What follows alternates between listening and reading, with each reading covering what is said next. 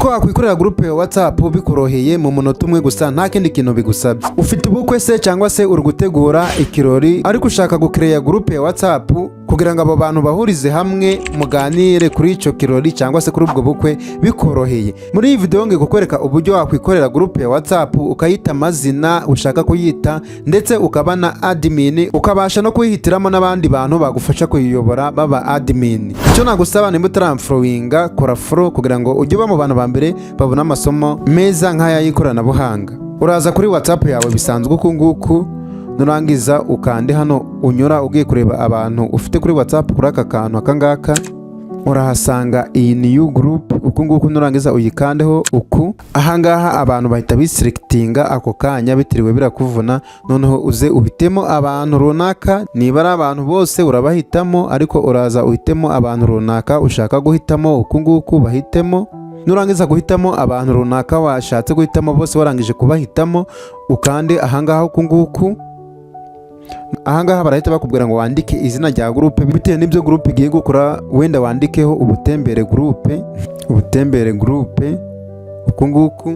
Nurangiza wenda uzushireho naka emoji ushaka runaka bitewe nuko groupe y'ubutembere dushizeho tuno tu emoji tumeze uku nguku.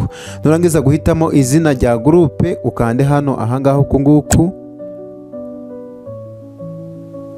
Urabona ko groupe warangije kuyikereya. Kadukomeze noneho tuze duhitemo ifoto runaka turashira kuri profile ya groupe. Uze hano uku nguku uzukande hano kuri gallery, noneho uze uhitemo ifoto ushaka gushira kuri profile ya groupe uzuyihitemo uku nguku. Reka duhitemo iyi ngiyi, ngiye misemo iyi ngiyi. Nurangiza kuhitamo ukanda uku nguku. Urabona ko ifoto iba yageze kuri profile ya groupe. Noneho intambwe ikurikiyeho hari abandi bantu nka batatu wahisemo uzagira admin bazagufasha kugira ngo mujye muganiza aba bantu bose, kuko wenda muri groupe harimo abantu 500 cyangwa se 100 ngahe, kandi hari n'abandi bakeneye kuyijoininga beshi. Ntabwo wabivamo wenyine, uraza guhitamo abandi bantu bazagufasha kugira ngo groupe ikomeze gukora neza. Uraza hano ukande ku izina rya groupe uku nguku, uscrollinge umanuke gatoya uragira mu bantu. Nurangiza uhitemo undi muntu ushaka kugira admin ukande ku izina rye uku nguku, holdinge uku nguku. Nurangiza ukande hano ngo make group admin uku nguku.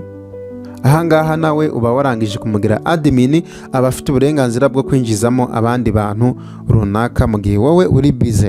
Nimba bikoze bigakunda twandike muri comment. Nimba hari n'ikindi gitekerezo kirindi somo ushaka ko tuzigaho ubutaha ubyandike muri comment tuzahita turirebaho. I'm here for you.